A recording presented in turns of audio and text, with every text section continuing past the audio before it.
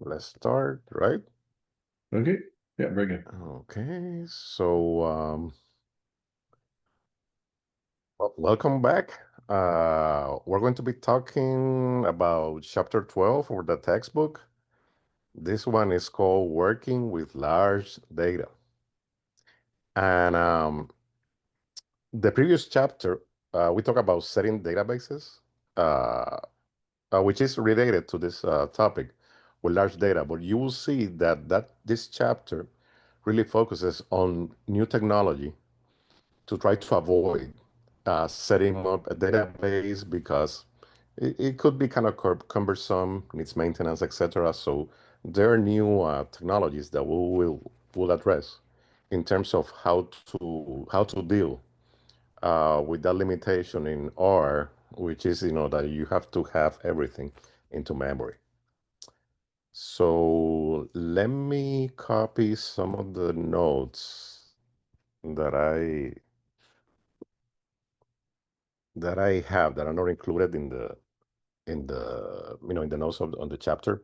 So what are the learning objectives here? Well, the first one is that we're going to be discussing how to retrieve statcast data from baseball savant, but with multiple seasons. So last chapter we work with one season. Now we're going to ingest multiple seasons. In fact, the 2021 to 2023. Arrow library for R. It's that you want to compress, right, in this Parquet format. Then there was a newcomer about 2 or 3 years ago, DuckDB, which also facilitates, that kind of big data retrieval and analysis.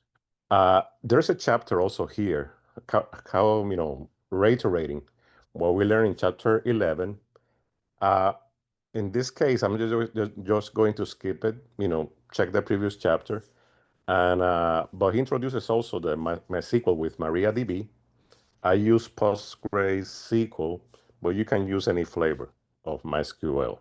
And you will see that sometimes, most of the times you can avoid, using a database. Angles and velocities, which is the missing plot that we don't have in that in that browsing. We're going to, talk about it. Okay, so anything to add that you want to add, guys? Or good? All right. So let's start.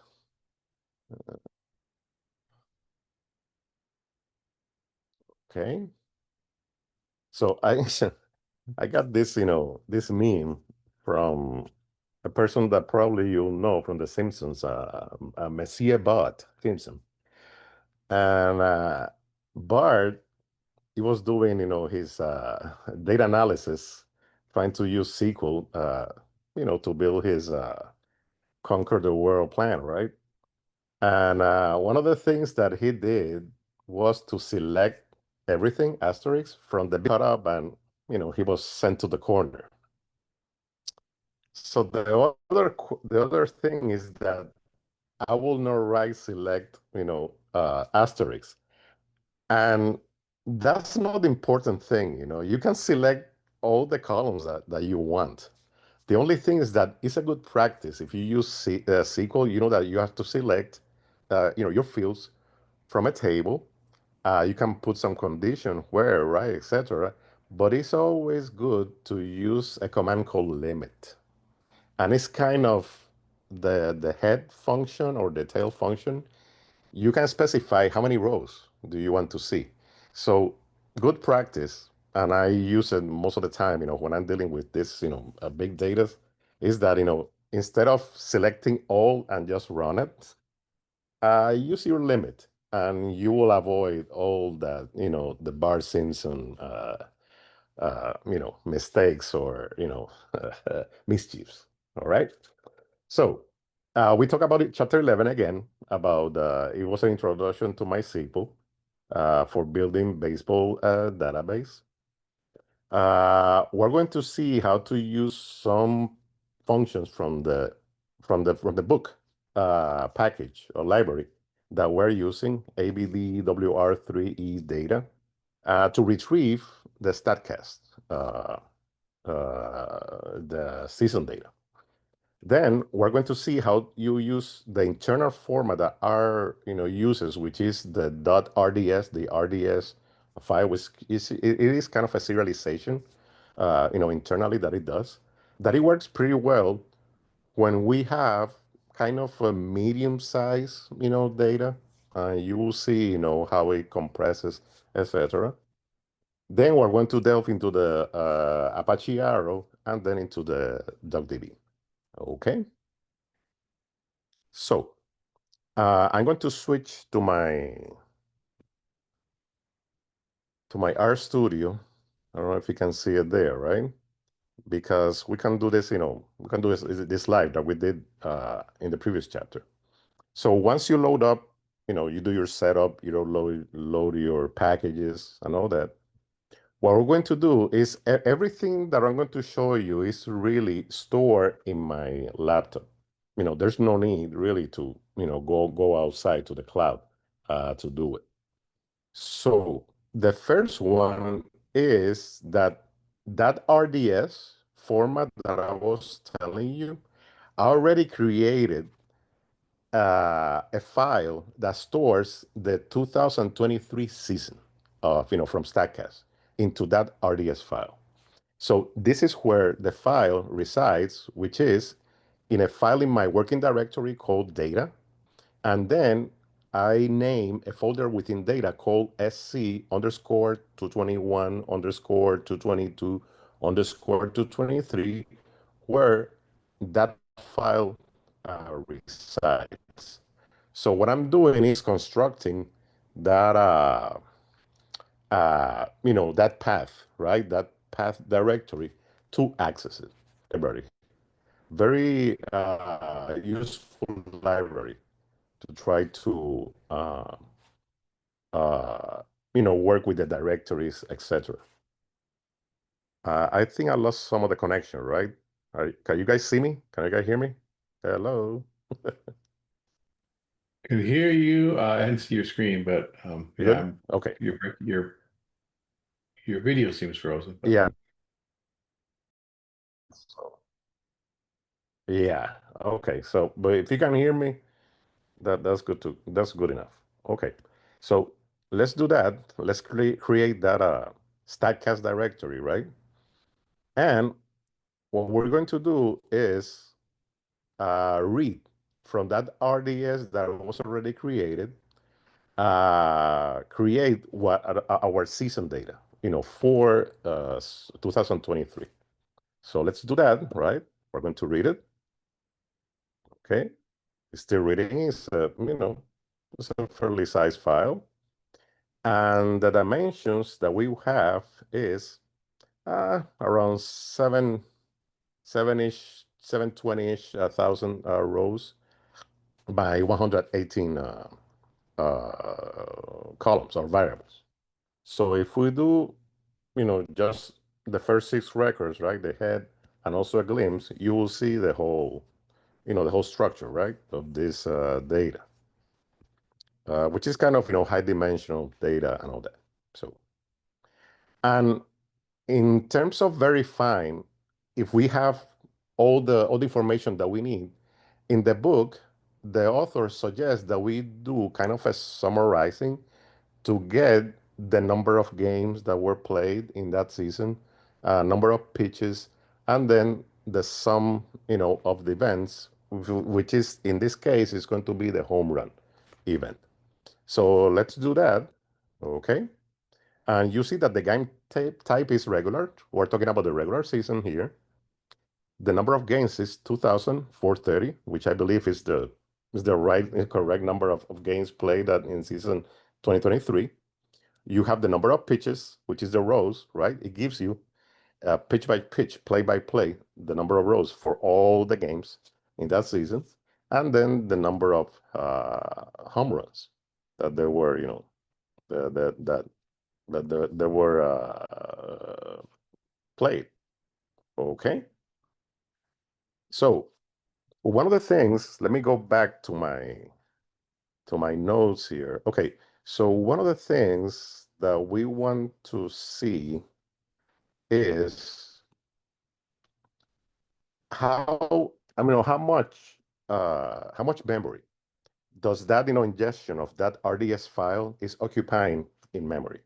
So if you do object size, the function object.size, and if you then do the print units in megabytes, it will tell you that, okay, we got around, let me see, I cannot see because I have the annotate there, but I believe it's around 643 megabytes around, in the session, in the R session. And just to compare how much the data that we use to create that RDS file, which were CSV files, originally, how much do they occupy in our disk? So with this instruction, list file names, stream subset SC23, because all those .csv files start with SC_23, and then the full size and the sum. So let's see how much it is, and it's about 441. So if you do the math, in the book it's about 75% that the relationship between the memory that is stored for that file versus the CBS files size. In this case, about 68%. So apparently, the RDS is really really a little more efficient than when it was run way there before. Okay. So if we want then to see how much is the amount of the file size of those RDS files, we can use then this command, use the path, use their info with the regex, select the path, mutate, and then the slice, and that will give you a nice summary of each of those files. Okay, I created one for 2021, one for 2022, and one for 2023. And those files really are very compressed, very tight. And that one that we're talking about, the 2023 season, it occupies only 76.5 million bytes. Okay, compare to the memory size and to the CSV size. So the CSV size is really, really bigger than that. Okay, so any comments or questions so far?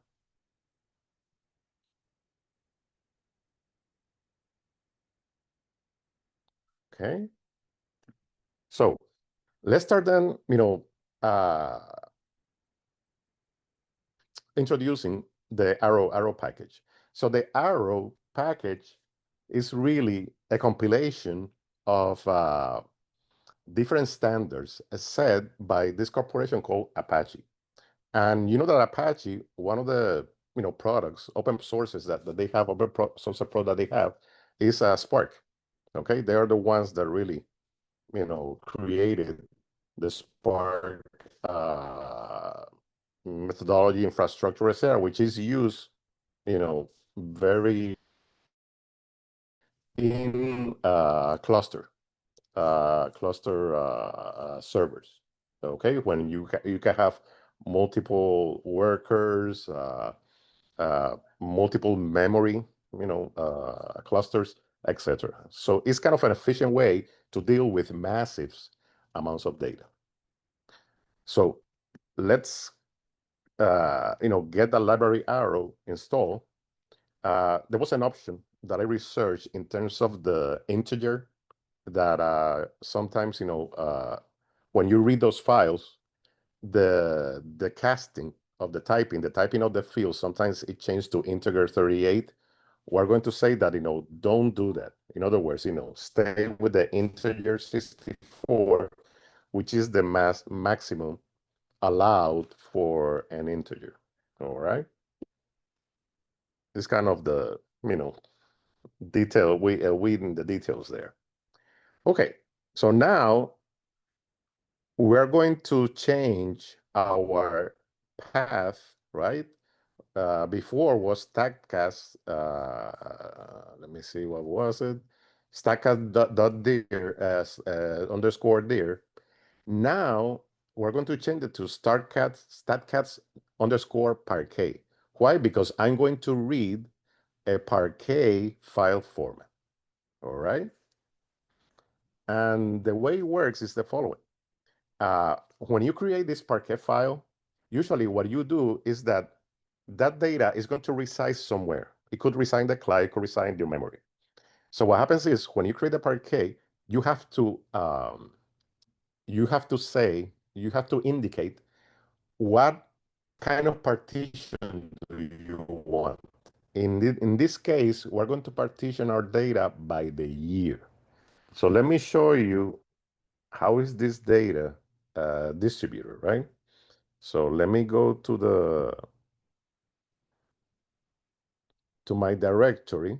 Okay, this is the data directory, and this is the Stackcast Parquet. And as you can see, because it's partitioned by the years, I have the three years of that multi-season. I have the 3 years, and I divided those 3 years in 2021, 2022, and 2023.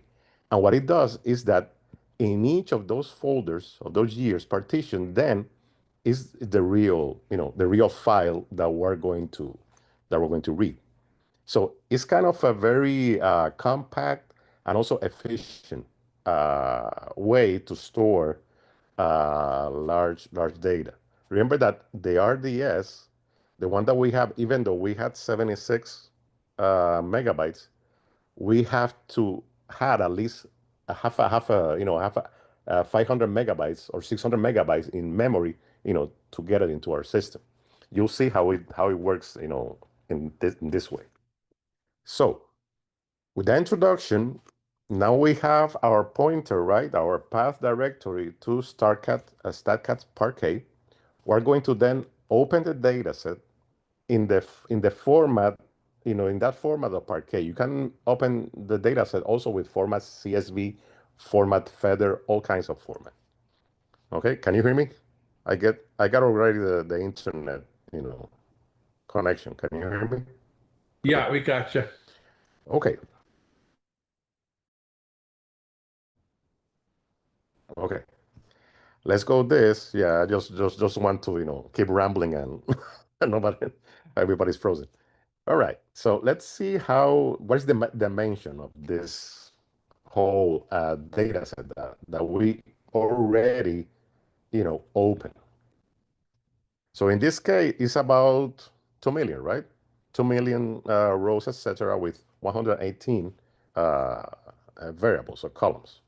Okay. My screen froze. Okay. Can you see my screen?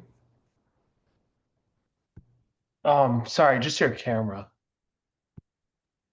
I wonder if you turn your camera off, you might get to use more It's just the bandwidth camera? Okay.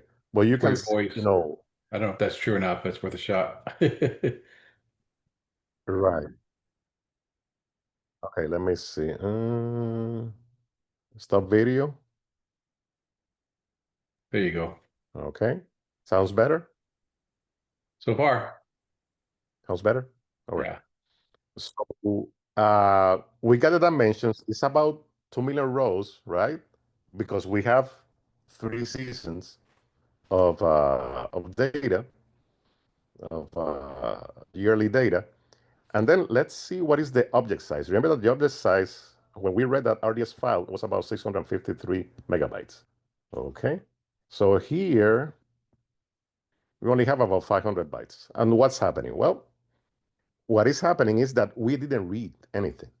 What we did was create, and you can see it right here, in the environment, it says object containing active byting. What we did was build a connection to that, database, which resides in that directory, in those Parquet files. That's what we did. All right. So right now, your memory, if you look at my memory here, it shouldn't be that, that that pack, right? I only have 96 megabytes. When I read the other file, it had to make some space, right? In that stack, in that memory stack, to accommodate that RDS file. So let's run again, and you'll see something interesting here.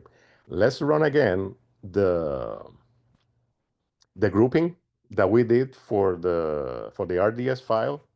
Let's run it again and see what happens. Okay, so we're going to group the year, do the summarization, and arrange it by year arrow. Okay.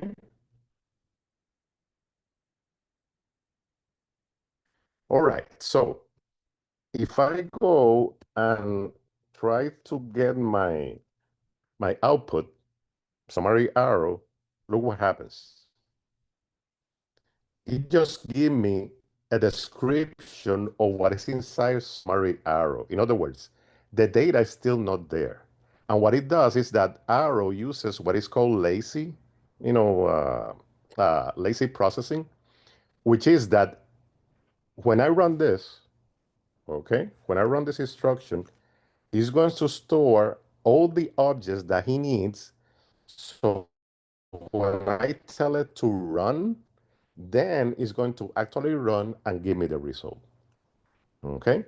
And that makes it really memory and also with the computational. So, and it's something that you will see, often. For example, DocDB also uses this technique. So the way that we can then get the results that we need from the summary arrow is the command collect. So collect is going to do is run those objects, that graph that it created with those instructions, and then it's going to use some memory to then speed the up. Okay. I wonder if it does. So, and here we go. I wonder. So we have the summary that we need. We have the year. We have. Yes, go ahead. I just Mhm. wonder if it's interesting. This is Go exactly the ahead, same. Ron. This is. Can you hear me? Can anyone hear me? I can hear you. Okay. Yeah, I I can was hear you. just Yeah. okay. I was just saying that it's interesting that Yeah. the lazy evaluation there is precisely kind of how polars works too, which is like an R uh, Um, or an R Python Rust library correct. for Yes. doing uh, analysis like this. And the cool thing about that is it'll actually like combine all the operations together and do it in a more optimal way. Like it'll figure out some things don't need to be there and not actually even do them. And so Yep. it's actually, I wonder if the Arrow does that as well. The Arrow deployer library does Correct. it as well. It does, you're saying. Yeah, Arrow does it. Also, DocDB does it, and it's Okay. great for example, building data pipelines. Okay, it's great because usually what you need is kind of some kind of aggregation or some kind of manipulation on your, in your working environment. You don't need, terabytes of data. You don't really need it. What you need is the results, the output. And this lazy evaluation, thank you for the, that's the proper nomenclature, proper theoretical. That lazy evaluation really makes it very efficient, because it kind of builds like kind of a graph, a DAG, what is called a graph, and it kind of computes what is the optimal way, to do, what you're asking. All right. So very, very, very important. So let's see, following the book, right? Let's see how much space our Parquet files are occupying in our disk. All right. So let's do this function, which is more the same function that we did with the RDS file, a little bit, you know, a little bit more complex because of the glob, but that's okay. And then we have this. And remember that I showed you that there were 3 folders. I partitioned. If I wanted, I could partition by month, right? The year, the month, etc. But in this case, I don't think it's necessary because there are not that many years. If there was a lot of years, then maybe the month, will be a little more efficient, to kind of parse that information. So, in this case, each parquet is occupying around 114 megabytes of this memory, which if you, total it, is about 330, 340. So not that bad. All right. So let's go now to DuckDB. Let me see where I am, right? DuckDB. And I have in DuckDB, I have an interesting anecdote. Okay, and it comes from Hadley Wiccan, Dr. Hadley Wiccan. I think you know him, right? All right. So he said, if your data fits in memory, there is no advantage to put it in a database. It will only be slower and more frustrating. And in the majority of the cases, that's basically true. If you have enough memory, for example, and you can, you know, muster like, oh yeah, I like it too, yeah. And you can muster it. For example, if you have a machine that has 120 gigabytes of RAM, you can do a lot of things with that. Okay, but even our laptops, which are between 16 megabytes, even 8 megabytes, but 16 megabytes is the norm, and it can reach to 32 gigabytes, sorry, gigabytes. Yeah, we have a very capable, tool at our disposal. But that quote was taken very, close to heart, and it was the inspiration of this guy, Hannes Mullesen. He's Dutch, and he's one of the creators of DuckDB. And he got, this inspiration to try to make a tool that resemble, you know, the workings of a database, but as efficient and as computational simple to use as it was in memory. All right. So that was basically their start project when they were doing DuckDB. Okay. Yeah. Yeah. I think I watched that talk, Derek in the in YouTube. Okay. So going back to DuckDB, what we're going to do now is, set up the library, set up our directory, because now we have to change, to change direction here. And what we're going to do is build a connection. Remember when we build a connection in the previous chapter with the database? That's what we're going to do here. You're going to use the driver, which is the DuckDB driver, and you're going to tell her where is the database that you want to point out, which is in this file called stackcast.ddb, which already I created. So you go there, you establish the connection, and then let's see how many tables do we have in that database, right? And there's only one, which is events.db. That's the table that I created from that RDS file that you saw previously. What I did was move it, okay, transport it to a DuckDB environment because I already had it there, right? I didn't have to go anywhere else. So the same way that we kind of instantiated the from the con to the table object, that's the way we're going to do it also with DuckDB. So for example, if we do this and create that eventsDB, which is getting a pointer, something like similar to an arrow, getting a pointer to that database. Now we have this class, right, which is the DuckDB connection. It has the table, it's lazy, etc. And what is the object size of that? Well, it's a little bit more, it's larger than the arrow. The arrow is the most efficient here. But it has the advantage that now, even though it has the lazy evaluation, we don't need the collect in this environment, okay? Because it understands certain functions from the dplyr package. It understands it and uses it to convert it to SQL and give us the result. So if I do glimpse, for example, I see the same, results in the same format that we had when we use our local file. All right. And doing again the same verification, let's do the summarization, right? And now when we do summarization, like I said, we don't need the collect command. We just get the results in that object called summary underscore duckdb. So it works a little bit different. Okay, it's simpler the the way. One thing is that not all functions in the dplyr and the tidyverse work well for DuckDB. They're still working on that. Most of the functions, for example, the select, the filter, the group, the summarize, the arrange, they work fine. But then if you go a little bit more in detail about certain functions, it could give you an error. But then we can use SQL, to get that transformation, and that's what we're going to do. We're going to run a query.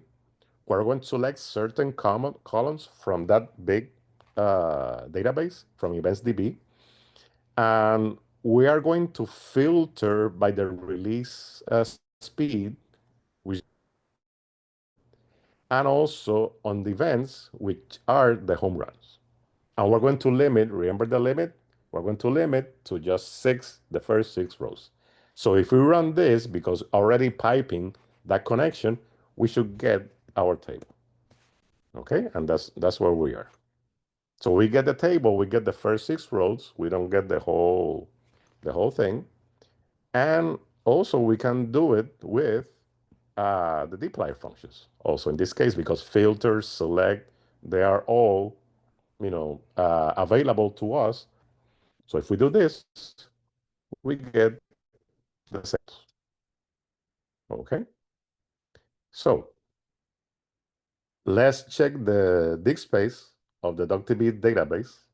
And of course, because it's stored in a database already in our machine, our file size is larger. But there are ways that you can do this without, like Arrow, without storing, the information there. You can, for example, read those CSV files and then do something with them, and not storing them, all of them in memory. Okay, there are ways to do it, but let's follow, the author's method, because it's something that also is available to us, that we can create that database in our local system. Okay, any comments? Let me see, where are we? Yeah, I just put it in the chat. Okay, we I got the DuckDB. yeah, just talking Yeah, about dplyr. yeah, yeah. That's the interaction between DuckDB and dplyr is really good. Uh, you don't really, with DuckDB, made it for PostgreSQL, MariaDB, the MySQLs, for flavors, you need to know some SQL. But with DuckDB, you don't have to. Okay, it's always good, to know, what's going on between, because it's doing kind of a translation, to the DuckDB with SQL, right? That's what it's doing under the hood. Okay, so let's go to the performance comparison. Okay, I'm going to recreate the tables that are posted there in the notes. So let's first create that SC underscore table, which is reading those 3 yearly seasons, right? Those seasons, read it directly into memory. Okay, so let's do that. It's going to take a little bit of time. All right. Let me tell you, this, these functions really have been undergoing a lot of optimization through the years, because when I started with R back in 2018, 2019, half of the things that I do, with in our environment, I couldn't do it, especially, with the memory constraints. And I had, in that case, I had a Mac with only 4 gigs. Okay, so we read it. Let's look at the dimensions. We have the right dimensions, right? Let's do the summary table. Okay, and we got the summary, so we got our data there. So let's do the computational speed first, the computational speed benchmarks. We're going to run the same functions that the author ran with the library benchmark. All right. And then we got the result and the table. So as you can see, because the SC_score table is in memory, it's local, that's going to be the fastest. Okay, there's no way beating, that execution. But then DuckDB comes second, which is pretty good, 26.8 milliseconds of computational uh, speed. And then the third one is the arrow. Okay, arrow is the slower in this case. What about the memory footprint? So let's do this command with the list of all those objects, right? The sc_ table, the sc_ arrow, and events.db. And let's see our footprint. So in this case, arrow is the one that has the minimal, the least memory footprint, followed by .db, and then followed by the table, because the table is in memory. It's everything in memory. I remember Hadley, Wickham. He says, if you can fit in memory, go for it. All right. So what about the disk storage? So let's do this command here of binding, all these objects there and calculate the space. And in this case, DuckDB, because it's a database right there, stored locally, it has the larger footprint, then goes the Parquet, and then in the last, row, you have the RDS. So the RDS is very efficient. In fact, it's as efficient as the Parquet. Okay, so that's a good thing. Probably a couple of years ago, that wasn't the case, but now RDS, the serialization, uh, a format of R is doing a really good job. Okay. Okay, comments, questions? They're good to go. Okay, so let's recreate that plot By the way, did you know you can that is in directly, section, I think it's 12 point. Go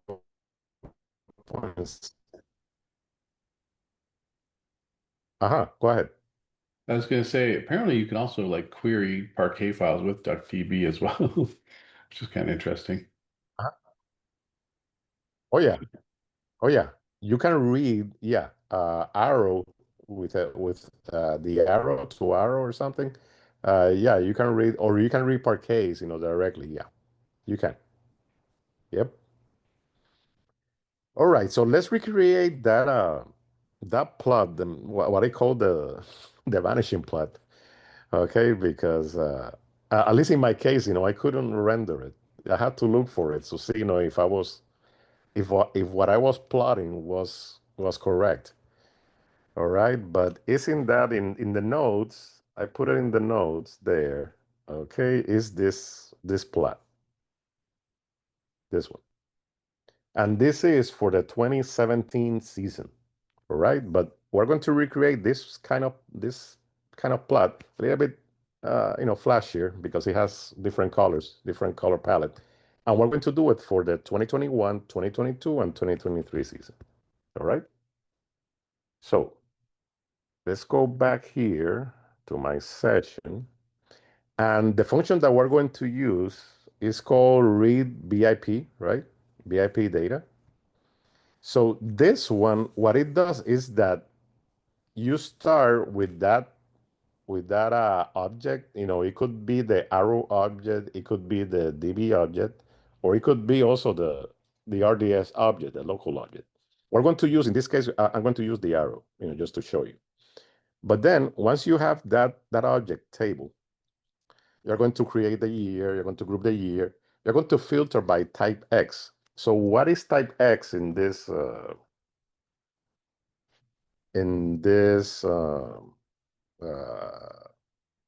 in this data frame. Well, type S is the shorthand to indicate that the result of a pitch was a batted ball in play. In other words, it was not a ball, it was not a strike, it was not hit by pitch, and so forth. So there was a contact, the batter made contact with the ball, and something happened. So we're going to filter by that. We're going to filter by the years. So beginning the year, in this case, 2021, and the year end is going to be 2023. And we're going to select all those columns that we're going to use for the plot. If the batter ID is null, then if it's not null, sorry, because it has the exclamation, sign. If it's not null at the batter ID, then proceed to filter the batter by that batter ID. And then for the arrow package, you need this, remember, the collect, because if not, you're going to only create the object. You're going to create the results. But for DuckDB, you really don't need it, but it doesn't hurt. Okay, so that's the function that we're going to use, right? And then we're going to do kind of a benchmark with Pete Alonso. Pete Alonso is the player that has this ID, which is the default ID, right? So we're going to do, like in the book, we're going to do a little benchmark on, what is the speed, right? What is the speed on how to, run that read underscore BIP.data function for 2021. A caveat, the author also includes the 2020 season. I don't know, it's up to you, but the 2020 season was not a full season, okay? It was about 80 plus games because that was in the midst of COVID. So I will be very careful to do any, conclusions, because of data, because of the short season and what it was happening around it. So, we have to be careful with the data that it was within that COVID pandemic. The 2021 was a full season, and also 2022 and 2023. Okay, so at least for me, I just got those 3 seasons, and they are in the same, they're in the same footing. In other words, all the games were played. It was a regular season for me. All right, so let's run this. Okay, let's take some time, right? And then we're going to see the table, right? And look what happened here. The DuckDB is the one that is computationally is the faster in terms of dealing with that with that function, followed by Arrow, and then followed by our memory, our file in memory. Okay, so the problem is not that the file is in memory. The problem is that we're not using that lazy evaluation. There's no optimization in those deploy functions.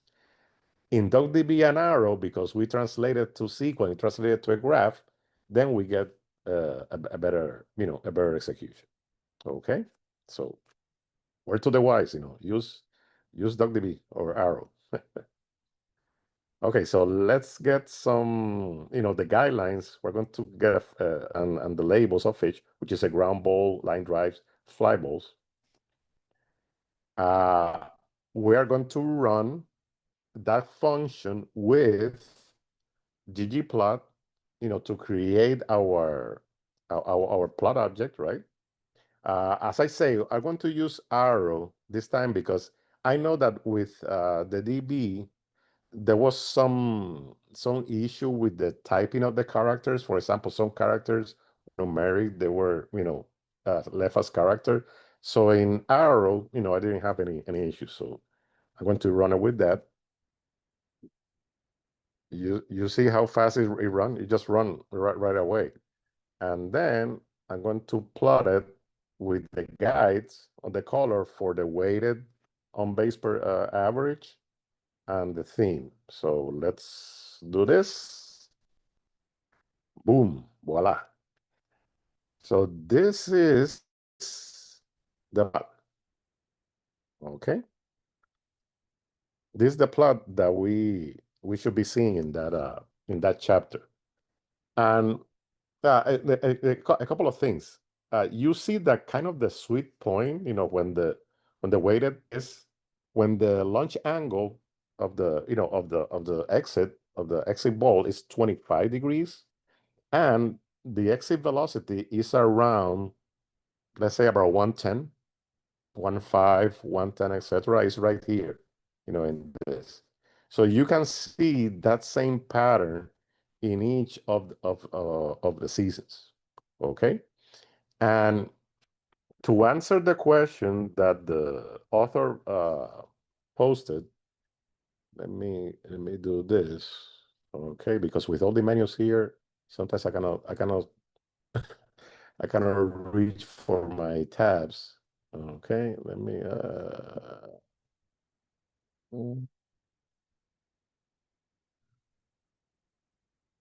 okay, go ahead and get the menu here. Okay, let me see.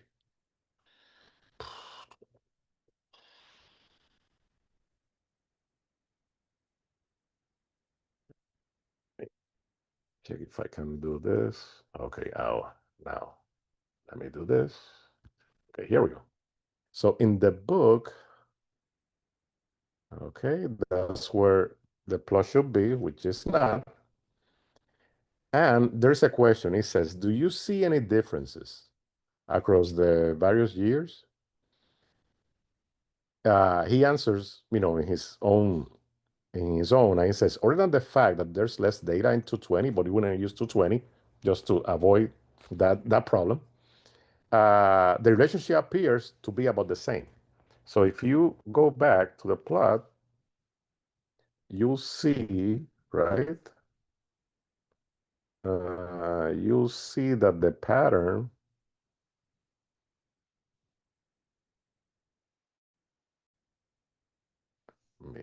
uh,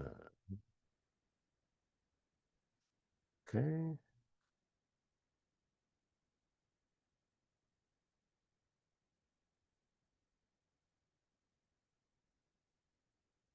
Yeah, I think the internet is giving me a headache here.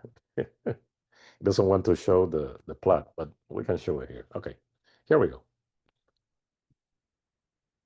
Okay, so we can see that more or less the pattern is pretty much the same, right? Okay, you got the sweet spot here, and also you got, that kind of slicer here, okay, between the ground balls, the line drives, etc. Okay.